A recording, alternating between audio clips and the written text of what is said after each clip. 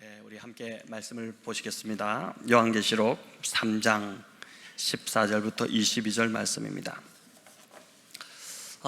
오늘까지가 오늘까지가 아니죠. 이제 금요기도회를 주일날 또 광고 드리겠지만은 지금 이제 첫 주에 월삭, 둘째 주에 자녀와 함께하는, 그래서 아이들이 계속 이렇게 올라오다 보니까 아이들의 기도인 그 CIP 이제라는 기도, Children in Prayer라는 그 기도 프로그램이 있는데 사청에서 이제 그렇게 계속 좀 잘 그동안 이루어지지 않았던 것 같습니다. 그래서 좀 고민하다가 그냥 이제 첫째 주와 둘째 주를 합쳐서 온 세대 월삭 기도회로 좀 그렇게 바꾸고 아이들이 첫 주만 좀 올라와서 함께 찬양하고 한 후에 나머지 3주는 또는 또 4주가 될 수도 있겠죠. 밑에서 CIP를 통해서 아이들이 또 아이들 기도로 좀, 그래서 아이들의 또 신앙이 점점점 아이들에 맞게끔 자라갈 수 있도록 그렇게 하려고 합니다. 자, 오늘 이제 요한계시록 마지막 그 소아시아 7교회 말씀인데 우리 함께 보도록 하겠습니다. 자, 요한계시록 3장 14절부터 24절 저와 여러분 교독하겠습니다. 라오디게아 교회의 사자에게 편지하라. 아멘이시오, 충성되고 참된 증인이시오, 하나님의 창조의 근본이신 이가 이르시되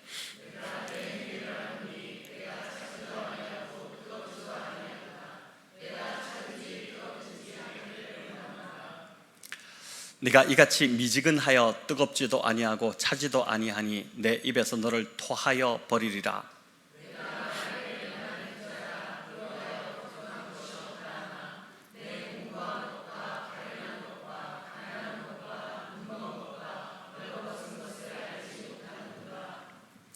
내가 너를 권하노니 내게서 불로 연단한 금을 사서 부요하게 하고 흰 옷을 사서 입어 벌거벗은 수치를 보이지 않게 하고 안약을 사서 눈에 발라 보게 하라.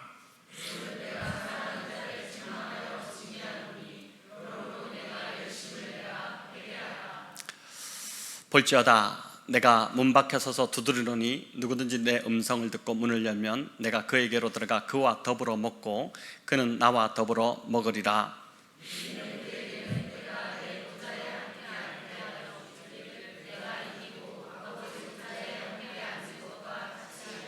함께 읽겠습니다. 귀 있는 자는 성령이 교회들에게 하시는 말씀을 들을지어다. 아멘. 네, 오늘 이제 소아시아 7교회 중에 그동안 한 교회씩 살펴봤는데 오늘 마지막 7번째인 라오디게아 교회에 대해서 살펴보겠습니다. 우리가 지난주 살펴봤던 그 빌라델비아 교회는 이제 칭찬 일색이었죠. 모든 면에서 주님께 칭찬을 받았던 교회였는데 오늘 이 라오디게아 교회를 소개하는 편지를 읽어보니까 칭찬은 하나도 없고 책망만 받고 있는 그 안타까운 모습을 우리가 마주하게 됩니다. 특별한 죄나 또 오류에 물든 것도 아니고, 그렇다고 편지에 보니까 이단자나 악을 행한 사람이나 박해에 대한 그 언급도 없습니다. 하지만 이 라오디게아 교회는 뜨겁지도 차지도 않은, 한마디로 전심이 부족한 교회의 대명사가 되어버렸습니다. 그래서 이 라오디게아를 뜻하는 그 영어 단어를 보면은 이제 한번 보여주시기 바랍니다. 이제 이게 미온적이고 열의가 없고 무관심한 사람이라는 그 영어의 이제 대명사가 될 정도로 그렇게 이제 되어버렸습니다.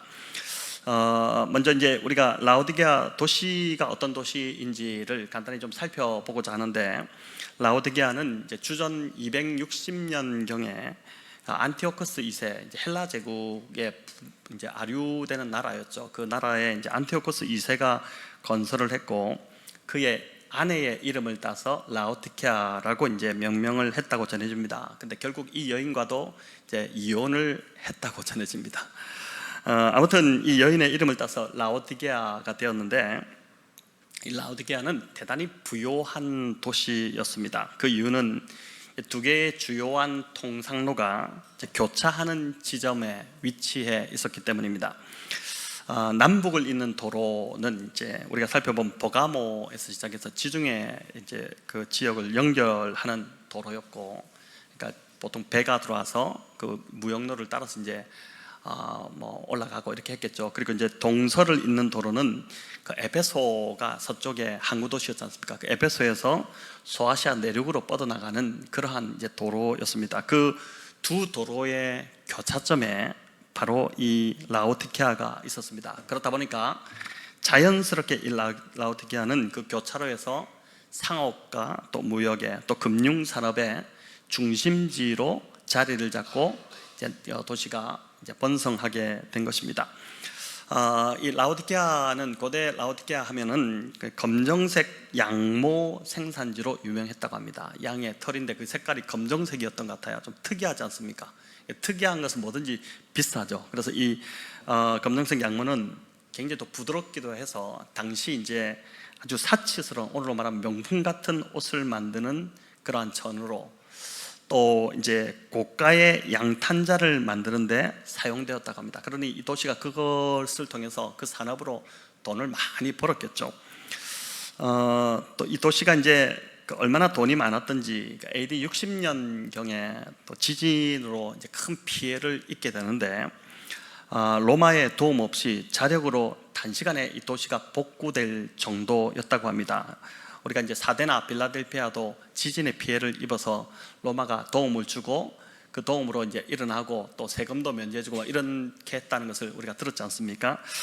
로마 역사가 이제 타케투스의 그 기록에 의하면은 이렇게 전하는데 한번 같이 읽어보겠습니다.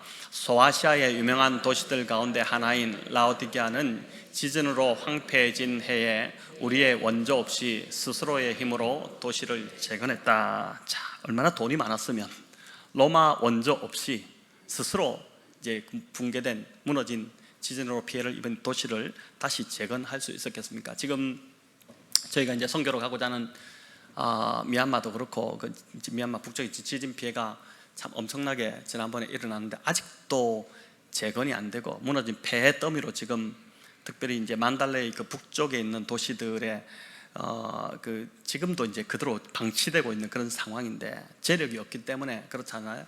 근데 이 라오디게아 교회는 이제 여러분 무려 2000년 전 그 이야기인데 그때도 엄청난 재력이 있어서 지진에 까딱없이 다시 재건되는 그런 대단히 부유한 도시였다는 것입니다. 또 라오디게아는 고대 이제 의학을 선도하는 그런 도시였습니다. 유명한 그 의술 학교가 이곳에 세워져 있었는데 오늘로 말하면은 명문 의대들입니다. 아리스토텔레스가 이제 라오디게아의 한 의술 학교에서 만든 그 가루 안약을 강력히 추천했다 이렇게 전해지기도 하는데 눈 치료제인 그 안연고, 연고 형태로 만들었던 것 같습니다. 그 눈에 바르는 안연고가 그리스 로마 세계 전역에 아주 이제 널리 판매될 정도였다고 그렇게 전해집니다. 자, 이렇게 부와 명성으로 소문이 나 있는 라오디게아였지만은 이 도시에 참 큰 골칫거리가, 문제거리가 하나 있는데 그게 뭐냐면은 도시의 물 사정이 매우 좋지 않았다는 겁니다. 인근에 이 라오디게아 인근에 있는 도시가 히에라폴리스라든지 또 우리가 아는 골로세서의 그 도시가 골로세인데 이 골로세가 있었는데 히에라폴리스는 지금도 이제 천연 온천수로 관광객들이 이제 많이 찾는 것이죠. 또 골로세 역시 차갑고 아주 신선한 물이 연중 내내 흐르는 그런 곳이었다고 합니다. 하지만 라오디게아는 그 안에 있는 몇 개의 그 수원지들이 있었는데 그 수원지조차도 자주 오염되고 또 그 물 수량이 일정치 않아서 늘 좀 골치를 앓는 그런 상황이었던 것 같습니다. 이게 이제 라오디게아의 이 부요한 도시 라오디게아의 치명적 약점이었던 것이죠. 그래서 이 물 문제를 해결하기 위해서 이제 도시에서 남쪽으로 한 10km 떨어진 그 곳에서 물을 이제 도시로 끌어들였는데 송수관이 오늘 같은 그런 막 아주 좋은 송수관이 아니라 고대다 보니까 이제 주로 진흙이나 돌로 이렇게 송수관을 만들었던 것 같습니다. 그러다 보니까 물이 당연히 그 송수관을 통해서 한 10km를 오다 보니까 아주 불결하고 청결치 않았겠죠. 신선하지 않았을 것입니다. 그렇게 이제 오다서 도시의 그 중앙 저수탑에 물이 도착해서 모이게 되면은 이제 그 먼 거리를 오다 보니까 아주 미지근해지고 물이 또 더러웠고 또 그 맛이 참 고약하고 이제 냄새가 그 표현으로 보면은 구정물 냄새가 났다고 해요. 그러니까 이제 그 딱 입에 대는 순간 그냥 토하고 싶은 그런 이제 물이었던 것이죠. 주님이 이 라오디게아 교회를 향해서 너희가 차든지 뜨겁든지 하라, 토해버리겠다 이렇게 말씀하셨을 때 라오디게아 성도들은 그 말이 무슨 뜻인지를 이제 바로 이해했다고 할 수 있습니다. 주님이 그 도시의 그 사람들이 다 이해하는 어떤 것을 들어서 이제 그 비유를 하고 계신 것이죠. 그들이 늘 먹던 그 물에 빗대어서 이제 말씀을 하신 것입니다. 입에 넣으면 토할 것 같은 그 미지근하고 냄새나는 물, 그 물이 바로 자신들, 이 라오디게아 성도들이었다는 것이 여러분 가히 충격적이지 않았겠습니까? 아니, 우리가 그런 사람들이라고. 주님의 평가는 아주 정확하죠. 사람의 평가가 아니라 주님의 평가는 그 진리인데, 주님이 나타나셔서 평가하신 것이 너희들 바로 이 물처럼 토해내고 싶은 그런 존재들이다, 정말 너희는 구역질 나는 존재들이다, 그 말을 들었으니 여러분 얼마나 충격을 받았겠습니까? 주님이 굉장히 강하게 일곱 교회 마지막 이 라오디게아 교회를 향해서 굉장히 강하게 호되게 이제 야단을 치고 이제 계신 것인데, 이 정도 충격을 주지 않으면 반응하지 않을 교회였기 때문에 이렇게 강하게 말씀하셨다고 할 수 있습니다. 우리도 이제 어떤 사람은 진짜 강하게 이야기해야지 뭔가 좀 먹히는 사람이 있는 것처럼, 이 교회가 너무 영적으로 이제 잠자고 있었기 때문에, 영적으로 너무 이제 해이해진 상태에 있었기 때문에 주님이 이렇게 강한 충격요법을 지금 사용하고 있는 것이죠. 자, 그럼 이 라오디게아 교회는 왜 이렇게 미지근한 신앙으로, 그냥 주님의 입에서 토해내고 싶은 구역질 나는 그런 신앙으로 전락해 버렸을까요? 17절에 그들의 고백에서 알 수 있는데 우리 같이 한번 읽어보겠습니다. 내가 말하기를 나는 부자라 부요하여 부족한 것이 없다 하나 네 공고한 것과 가련한 것과 가난한 것과 눈먼 것과 벌거벗은 것을 알지 못하는도다. 자, 이게 보니까 나는 부자라 부요하여 부족한 것이 없다 이렇게 고백하는데, 여러분 우리 중에 이런 고백을 할 수 있는 사람이 과연 얼마나 될까요? 다들 아쉽고 부족하고 허덕이고 뭐 그럴 때가 많지 않습니까? 그런데 정말 라오디게아 교회 성도들은 부자였고 부족함이 없었습니다. 일곱 교회 소개하시는, 우리 주님이 소개하는 일곱 교회 중에서도 물질적인 면에서 가장 부유한 교회였습니다. 은행에 돈을 막 쌓아두었던 자들이고, 또 좋은 집에 살면서 좋은 옷에 좋은 음식을 늘 배불리 먹었고, 또 고대의 그 의학을 선도하는 도시였기 때문에 좋은 의료시설 속에서 질병에 걸리지 않고 건강하게 살고 있던 그런 자들이죠. 자, 그러다 보니 라오디게아 성도들이 생각한 복은 많은 돈과 잘 먹고 잘 입는 것과 무병장수하는 복이 그들이 생각하는 복이었습니다. 이런 복을 누리는 것이 곧 예수님이 함께 하신다는 증거였고, 하나님이 복 주시는 삶이다, 그렇게 믿었던 것이죠. 여러분, 라오디게아 성도들의 가치가 이러하다 보니까 주변에 핍박받던, 너무나도 이제 고생을 하고 있던 그런 서머나 교회나 빌라델피아 교회를 보면 이해를 할 수 없었던 것이죠. 예수님 믿으면 물질적 축복을 받아야지, 우리처럼 이렇게 잘 살아야지, 우리처럼 이렇게 건강해야지, 어떻게 예수 믿는데 병에 걸리고 어떻게 저렇게 극심한 가난에 내몰릴 수 있느냐. 그 서머나 교회 성도들이 믿음을 지키기 위해서, 박해에 굴하지 않기 위해서 가진 것 다 빼앗기면서 극심한 가난에 내몰렸지 않습니까? 그러니까 그런 것을 볼 때 이해를 할 수 없었던 것입니다. 자, 이런 라오디게아 교회를 향해서 주님은 네가 너의 참모습을 알지 못하고 있다, 이렇게 책망하신 것입니다. 너는 부자고 부유하다고 하지만 실상은 보니까 영적으로 벌거벗었고 가난하고 공고한 자다. 너 가진 것 많고 잘 살고 있다고 하지, 하지만 너는 진짜 가난하고 가련하고 공고하고 벌거벗은 자다. 그렇게 주님이 진단하셔버렸습니다. 돈이 많아서 명품으로 온몸을 치장했지만 우리 중에 그런 성도는 없는 것 같아요. 돈이 많아서 명품으로 늘 막 치장하는 분은 없죠. 이 라오디게아가 그랬는데, 이 성도들도 돈이 많다 보니까 그랬는데, 하지만 실상은 영적으로 벌거벗은 자들이고 세계에서 가장 효능 있는 최고의 안약을 만드는 자들이지만 정작 너희들의 영적인 눈은 멀었다, 눈이 먼 자들이다, 이렇게 책망하신 것입니다. 금융의 중심지, 상업의 중심 도시에 살고 있어서 돈의 흐름을 볼 줄 아는 눈은 가졌지만 하나님이 진정 원하시는 것이 무엇인지, 하나님이 무엇을 이루기 원하시는지를 전혀 보지 못하고 관심도 없는 영적 맹인이 바로 너희들이다, 그렇게 주님이 지금 책망하시는 것입니다. 많은 독서를 통해 교양과 상식이 풍부한 지성인처럼 보이지만 실상은 영적으로 아주 무지하고 우매하기 짝이 없는 자들이다. 또 그들의 육체는 그 좋은 병원들과 의료 혜택으로 인해서 너무 완벽하고 건강한 것처럼 그 육신의 몸은 그렇게 보이지만은 영혼을 들여다보니까 완전 말라 비틀어져 있고 병들어 죽어가고 있다, 그렇게 진단을 하셨다는 것입니다. 여러분, 이 라오디게아 성도들이 자신들의 그 영적 실상을 몰라도 너무 몰랐던 것이죠. 자신들은 박해도 없고 이단들로 인한 골치도 앓지 않고 물질적으로 부유하고 건강의 복을 누리고 있으니까 자신들이 대단히 잘하고 있다고 착각한 것입니다. 자신들이 대단히 잘해서 그런 축복을 받고 있다고 착각한 것이죠. 이제 자기 만족에 취해서, 이게 참 문제입니다. 자기 만족에 취해서 자신의 영적 실상을 보지 못한 것입니다. 라오디게아는, 이제 이 교회는 부도가 졌고 건강도 가졌으니 세상이 볼 때는 모든 것을 가진 그런 교회처럼 보였겠지만은 주님의 평가는, 세상의 교회들이 참 부럽다, 대단히 좋은 교회다, 대단히 저 교회는 축복받은 교회다, 이렇게 생각했겠지만 주님이 보실 때는 그 실상은 완전히 달랐다는 것입니다. 라오디게아 교회가 모든 것을 다 가진 것처럼 보이는데 근데 단 한 가지를 가지지 못했다는 것이죠. 그건 바로 이 교회가 주님을 가지지 못했다는 것입니다.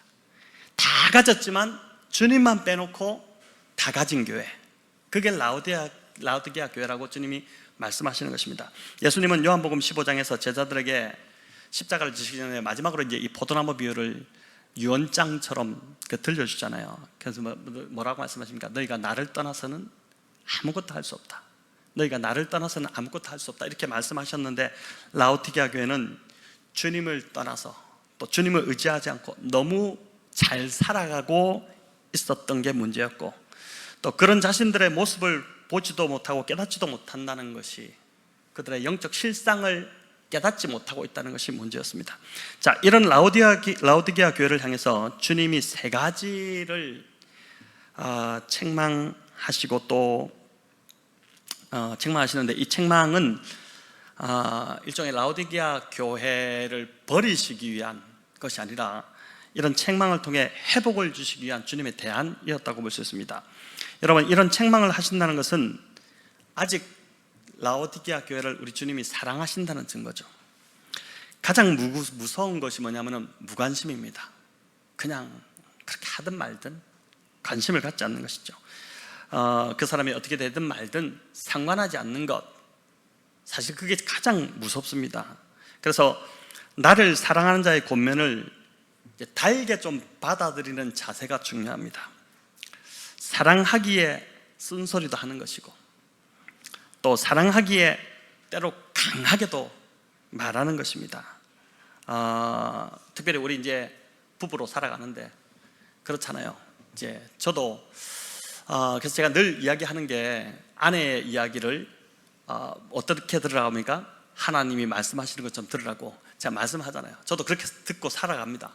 왜냐하면 이제 돕는 배필로 우리에게 붙여주신 자들이기 때문에 우리가 하나님의 음성인지 아닌지, 하나님 뜻이 뭔지 헷갈릴 때는 가장 정확한 것은 아내의 음성이 하나님의 음성으로 듣는 것이 가장 좀 정확할 수 있어요.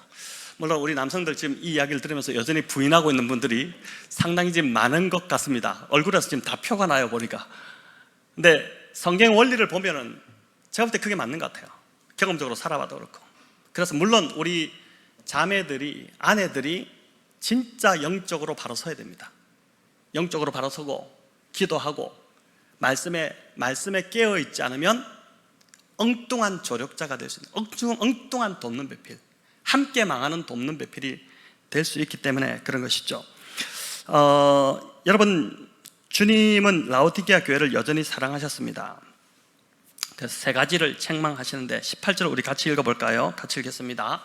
내가 너를 권하노니 내게서 불로 연단한 금을 사서 부유하게 하고 흰옷을 사서 입어 벌거벗은 수치를 보이지 않게 하고 안약을 사서 눈에 발라 보게 하라. 자, 이 세 가지 회복에 대한 제시를 우리 주님이 하시는데, 먼저 불로 연단한 금을 사서 부유하게 하라. 이게 무슨 말이냐면, 여러분, 금은 불로 연단하잖아요. 불 아니면 연단이 안 되죠. 불순물을 제거할 수 있는 것은 금은 불밖에 없는데, 겉으로 보기에는 다 금인 것 같아도 연단을 받아야 진짜 가치 있는 순금이 됩니다. 우리 신앙도 마찬가지입니다. 정말 신앙이 좋은 사람 같아도 그 사람이 정말 연단을 거치지 않은 채로 이제 그렇게 신앙생활하고 있다면은 그 안에 불순물이 굉장히 많을 수 있습니다. 이제 이게 그래서 이제 저 여러분도 마찬가지인데, 겉으로 보이는 것 때문에 착각하고 자기 기만에 빠질 수 있는 것이죠. 내가 잘하고 있다고 생각할 수 있습니다. 내 신앙이 이 정도면 괜찮다고 착각할 수 있습니다. 하지만 주님이 보실 때는 다를 수 있다는 거예요. 주님이 보실 때 저와 여러분도 라오디게아 교회 같을 수 있다는 것을 여러분 기억하셔야 됩니다. 그래서 우리는 어쩌면 자주 이 연단의 불이 필요한 사람일 수 있습니다. 힘들지만 그 불 속에 들어가는 게 얼마나 힘듭니까? 하지만 그 연단의 불이 자주 필요한 사람이 바로 저와 여러분일 수 있다는 것입니다. 불같은 연단, 그러니까 이런 연단이 오면 불같은 연단이니까 당연히 고통스럽고 힘듭니다. 하지만 그 연단이 있어야 저와 여러분도 욥기에 나오는 그 고백처럼 정금같이 나아오리라는 그 고백이 나올 수 있다는 것이죠. 서머나 교회는 불같은 극심한 환란이 있었지만 그 환란이 오히려 정금 같은 성도, 정금 같은 교회를 만들지 않습니까? 그러나 이 라오디게아 교회가 그런 환란이 없었다는 것입니다. 여러분, 말라기 3장 3절에 참 재밌는 구절이 나오는데, 하나님을 이제 금을 연단하는 자로 비유를 합니다. 우리 같이 한번 읽어볼까요? 그가 은을 연단하여 깨끗하게 하는 자 같이 앉아서 레위 자손을 깨끗하게 하되 금, 은같이 그들을 연단하리니 그들이 공의로운 제물을 나 여호와께 바칠 것이라. 자, 연단된 자들이 공의로운 제물을 하나님께 바칠 수 있다는 것입니다. 연단되지 않으면 그냥 자기를 위해 살아가는 거예요. 근데 연단된 자들이 하나님께 바치는데, 여러분, 여기 재밌는 것이 보니까 이제 여기 그가 은을 연단하여 깨끗하는 자같이 앉아서라고 되어 있습니다. 왜 서서가 아니라 앉아서일까? 이 한 신학자가 이 구절을 갖고 고민을, 이제 묵상을 하다가 이게 굉장히 궁금해져서 실제로 은을 이제 연단하는 도공을 찾아가서 이 구절에 이렇게 되는데, 왜 서서 하지 않고 앉아서 하나, 그리고 왜 또 거기 앉아 있느냐 이렇게 물으니까 그분이 아주 쉽게 한마디로 답을 해주는데, 그 말을 듣는데 탁 무릎을 치게 된 것입니다. 이제 놀라운 답변이 돌아왔는데, 이제 도공이 하는 말은 금과 은을 연단할 때는 무엇보다도 가장 중요한 것이 타이밍이다. 집어넣었다가 언제 꺼내야 되는지 그 타이밍이 참 중요하다. 금을 넓은 접시 같은데 이렇게 올려가지고 탁 집어넣잖아요. 집어넣으면 그 안에 불순물이 탁 이렇게 타고 순금이 딱 될 때 꺼내, 언제 꺼내야 되냐 도대체. 그 순간을 놓쳐버리면 타버리고, 그 조금 일찍 꺼내버리면 이제 여전히 불순물이 남아있고, 그럼 언제 꺼내야 되냐. 그래서 이제 그거를 꺼내기 위해서 그 연단할 때 딱 돌아다니지 않는다는 거예요. 넣어놓고 딴 데 가서 볼일 보고 핸드폰 보고 문자 보내고 카톡하고 이렇게 하는 것이 아니라 정말 한눈 팔지 않고 그것만 딱 쳐다보고 있다는 겁니다. 쳐다보다가 결정적인 순간에 탁 끄집어내는데, 그 결정적인 순간이 언제냐면은 그 금, 은을 넣은 덩이에 그러니까 한 덩이를 넣었다면은 거기에 도공의 얼굴이 반짝하고 비치는 순간, 그 앞에 도공이 딱 있다가 도공의 얼굴이 반짝 비치는 순간 확 잡아 빼야 된다는 것이죠. 그때가 가장 정확한 타이밍이다. 그 이야기를 하는데, 이분이 완전히 거기서 인사이트를 얻은 것입니다. 여러분, 여기서 연단하는 도공이 누굴까요? 하나님이시죠. 우리를 불같은 연단으로 집어넣으시는 분이 하나님이십니다. 왜요? 그게 우리에게 필요하니까. 하지만 안심할 수 있는 것은 불 속에 집어넣고 관심을 꺼버리는 게 아니에요. 그냥 타버리라 이렇게 하시는 분이 아니라는 것입니다. 눈을 떼지 않고 그 앞에서 떠나지 않고 앉아서 계속해서 지켜보시는 것입니다. 혹여나 타면 안 되니까. 불순물만 빠지고 타지 않도록 지켜보시다가 우리 안에 주님의 형상이 비칠 때, 무슨 말인지 아시겠죠? 우리 안에 주님의 형상이 반짝하고 비치기 시작할 때, 그때 연단의 불에서 우리를 끄집어 내신다는 것입니다. 여러분, 우리가 이 라오디게아 교회처럼 잘 믿고 있다고 착각할 수 있습니다. 하지만 우리 안에 제거해야 할 불순물이 정말 많습니다. 하나님을 믿으면서도 인생을 살아가는 자기만의 철학이 있고 자기만의 방식이 있습니다. 성경적 방식, 하나님의 뜻을 따라서 살아가는 것이 아니라 하나님을 믿는다고 하는데 또 성경도 보고 말씀도 묵상하고 하는데 삶에 있어서는 나만의 고집이 있어요. 나만의 방식이 있고 내가 추구하는 철학이 있다는 것입니다. 근데 이걸 포기하지 못하고 자기 추구를 하는 것입니다. 그것이 내 안에서 바로 불로 연단되어야만 하는, 연단되어야지만이 주님의 이제 형상이 나타나는데, 그 강한 자아의 불순물을 우리 대부분은 사실은 깨트리기 싫어하죠. 깨트리기 싫어합니다. 그 건드리지 마라. 이게 나만의 방식이다. 그 어떤 누구도 건드리지 마라. 그렇게 이제 하는 것입니다. 여러분, 하지만 그것이 있는 한 주님의 형상이 내 안에서 나타날 수 없기 때문에 불로 연단하시는 것입니다. 불로 연단하지 않으면 절대 바뀌지 않기 때문에 불로 연단하시는 것이죠. 많은 사람들이 사실 이런 것이 내 안에 있으면서도 내가 신앙생활을 잘한다고 착각합니다. 나는 문제없다고 하고, 이 라오디게아 교인처럼 나는 부유하고 부자라고 합니다. 하지만 바로 옆에 있는 사람에게 물어만 봐도 알 수 있습니다. 나만 모르고 있는 나의 강한 자아가 있다는 것을 말해 줄 겁니다. 여러분, 그 부분이 불로 연단되어야지만이 주님의 형상이 내 안에서 드러나게 되는 것입니다. 오늘 집에 가시면서 정직하게 물어보시기 바랍니다. 그걸 딱 말해줄 때 또 막 불같이 화를 내지 마시고 그렇구나 받아들이시고 하나님 이것을 불같은 연단으로 다루어 주십시오. 이렇게 이제 한번 해보시면 좋겠습니다. 요즘 어떤 문제로 나의 마음이 혹시 불편하고 관계에서도 자꾸 부딪힘이 있다면 하나님이 지금 나를 불 속으로 끌고 들어가시는 과정일 수 있다는 것을 기억하시기 바랍니다.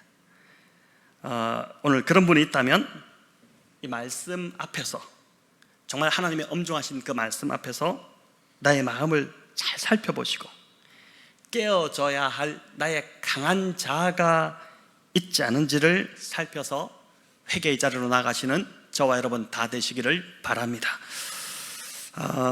자, 라오디게아 교회를 향한 주님의 두 번째 처방은 흰옷을 사서 입으라는 것입니다. 첫 번째가 이제 금을 사라, 이제 연단한 금을 사라 이거였고, 두 번째가 이제 흰옷을 사서 입으라는 것인데, 흰옷을 사서 입어서 벌거벗은 수치를 보이지 않게 하라고 했죠. 여러분, 라오디게아 이 교인들은 자신들이 입은 명품 옷 때문에 자신들이 벌거벗은 그 수치를 보지 못했습니다. 이게 문제였죠. 아무리 부드럽고 고급스러운 양털로 만든 옷이라고 해도, 그 색깔이 특이한 검정색 양털로 만든 옷이라고 해도 영적 벌거벗음의 수치는 가리지 못한다는 것입니다.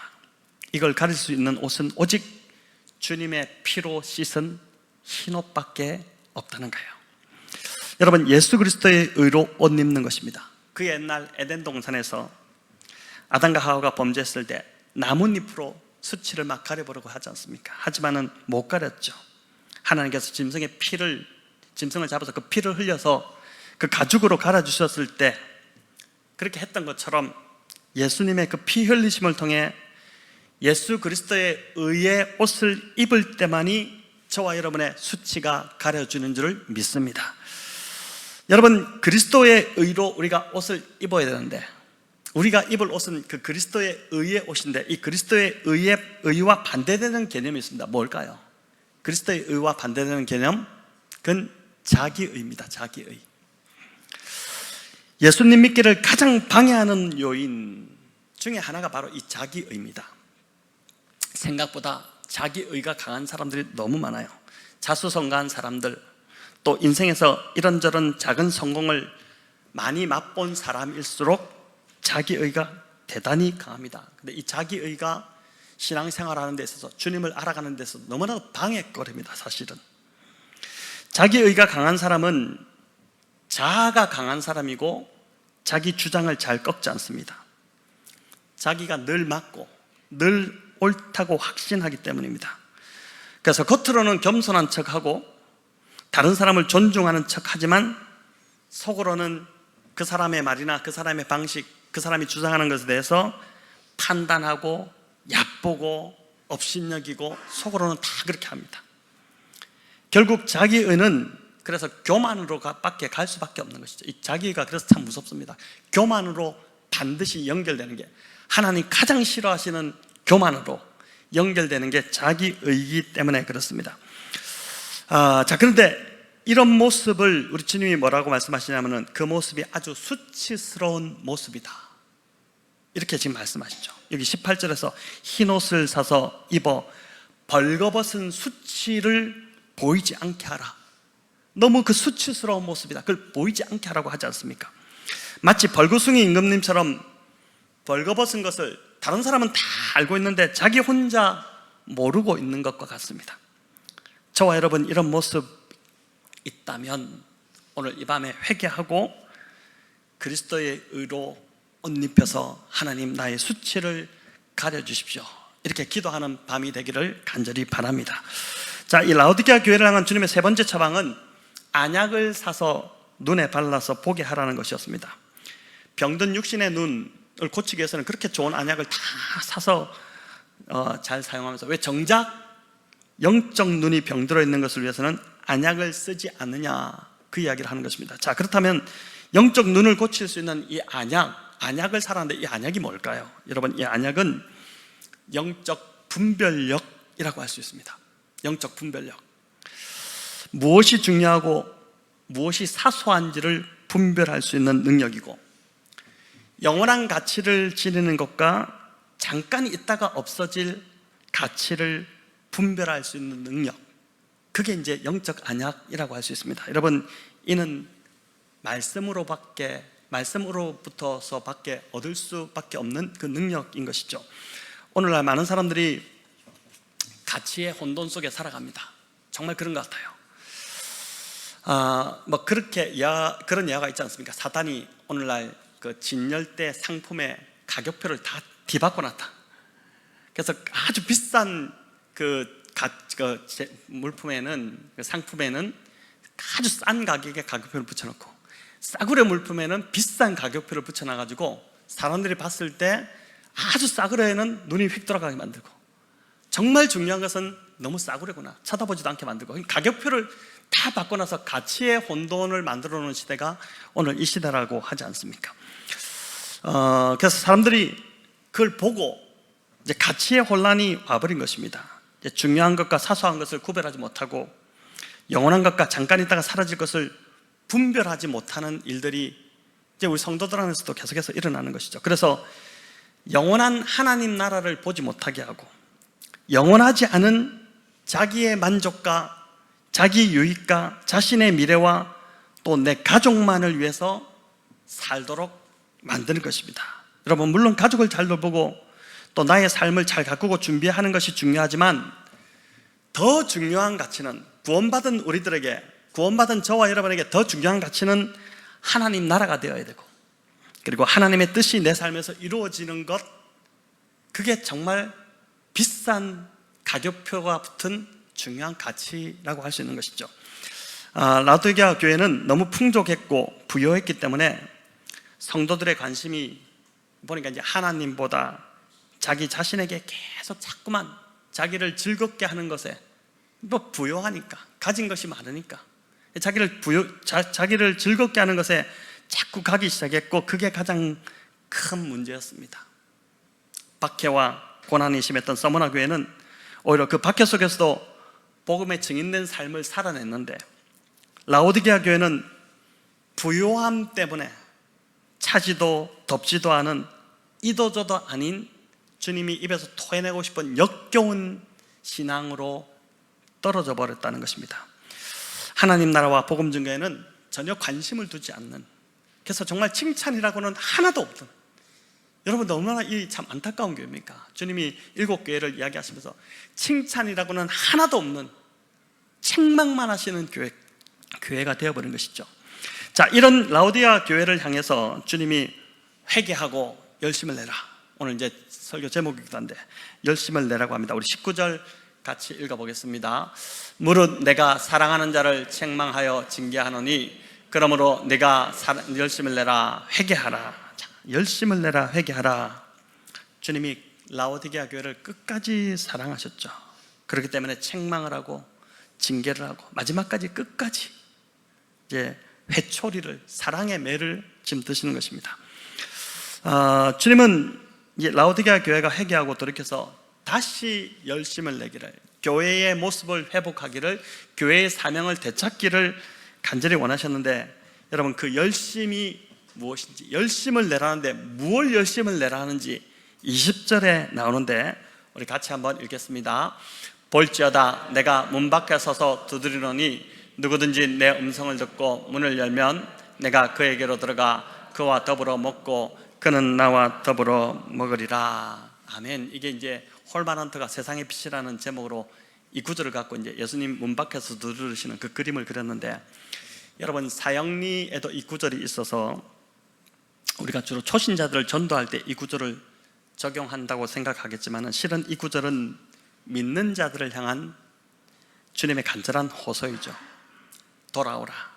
나를 문 밖에 두지 말고 나를 너의 인생 가운데로 초대하라. 이 호소인데, 재밌는 건 여기 그와 더불어 먹고 나와 더불어 먹으리라, 이 먹는다는 표현은 여러분 헬라어로 볼 때 우리는 먹는다 다 똑같지만은 헬라어는 이 시간적인 먹는 것에도 차이가 있거든요. 근데 여기서 말하는 이 먹는다는 표현은 하루를 마무리하는 저녁 식사를 가리키는 표현입니다. 그러니까 아침이나 점심이 아니라 저녁 식사를 가리키는 표현인데, 다시 말해서 이는 라오디게아 교회를 향한 주님의 마지막 초청이라는 것입니다. 심판의 어두운 밤이 임하고 있다. 지금 심판의 어두운 밤이 임하고 있다. 이 마지막 식사 자리, 여기에 영원한 기회가 사라지기 전에 나를 초대해서 너희가 삶을 돌이켜서 주님을 인생에 모셔드리라고 하는 경고인 것이죠. 또 이 먹고라는 것은 주님과의 친밀한 교제를 뜻한다고 할 수 있습니다. 라오디게아 교회가 모든 것을 다 가진 것 같았지만은 정말 가장 중요했던 주님과의 친밀감, 주님과의 동행하는 삶은 잊어버린, 인생에서 주님을 내몰아버린, 내쫓아버린 그런 교회였다는 것입니다. 아마 우리 중에는 이제 교회가 말씀 묵상도 계속 강조하고 이렇게 하다 보니까 하루를 또 한 주를 살아가면서 주님을 한 번도 찾지도 않고 또 말씀 묵상을 한 번도 하지도 않고 또 기도도 하지 않고 그렇게 살아가시는 분은 저희 교회 성도라면 거의 없을 것입니다. 아마 이제 대부분 주님을 의지하면서 살아가실 텐데, 이 라오디게아 교회는 정말 안타깝게도 이 말 그대로 주님을 일주일을 살아도 한 번도 의지하지 않고 생각하지 않고 주님을 찾지도 않고 기도하지도 않고 그렇게 살아갔다는 것입니다. 그게 바로 주님이 비유하기를 문 밖에 나를 세워두고 너희는 그냥 너희 안에서 살고 나는 계속 문 밖에서 너희 안에 들어가고 싶어서 문을 두드리고 있었다, 그 말씀을 하시는 것입니다. 마지막으로 15절을 보니까 우리 15절 다시 보시면은 한번 같이 읽어볼까요? 내가 내 행위를 아노니 내가 차지도 아니하고 뜨겁지도 아니하도다. 자, 이렇게 말씀하시는데 내 행위를 아노니 이렇게 하죠. 그러니까 주님이 우리 행위를 보시면 내가 지금 뜨거운지 차가운지 미지근한지를 다 아신다는 것입니다. 그러니까 주님이 나를 아시는데 나의 행위로 아신다는 거예요. 즉 주님이 나의 삶을 보시고 또 행동을 보시고 내게 결정하는 것을 보시면은 내가 어떤 마음을 갖고 있는지, 내 삶이 어떠한지를 주님이 아신다는 것이죠. 행동을 보니 마음이 차가운 사람이었고 행동을 보니 너 미지근한 사람이었구나 라는 것을 주님이 행동을 보고 나의 삶을 보고 아신다는 것입니다. 여러분, 우리의 행동 결정에서 주님이 우리의 마음이 어떠하신지를 이제 읽어내신다는 것인데, 지금 나의 행동, 삶, 결정, 이것이 곧 나의 마음이라는 것이죠. 저와 여러분, 오늘 이 라오디게아 교회를 보면서 정말 좀 주님을 위해 열심을 내는 교회와 성도가 되기를 바랍니다. 물론 지금도 우리 이제 목자님들도 그렇고 정말 맡은 영역에서 정말 최선을 다해서 주의 몸된 교회를 이제 섬기고 계신데, 이제 그 주 섬김과 더불어서 이제 오늘 여기서 이야기하는 정말 주님과 더불어 사는 삶, 동행하는 삶, 그 삶에 정말 우리의 최선을 좀 다해야 될 것입니다.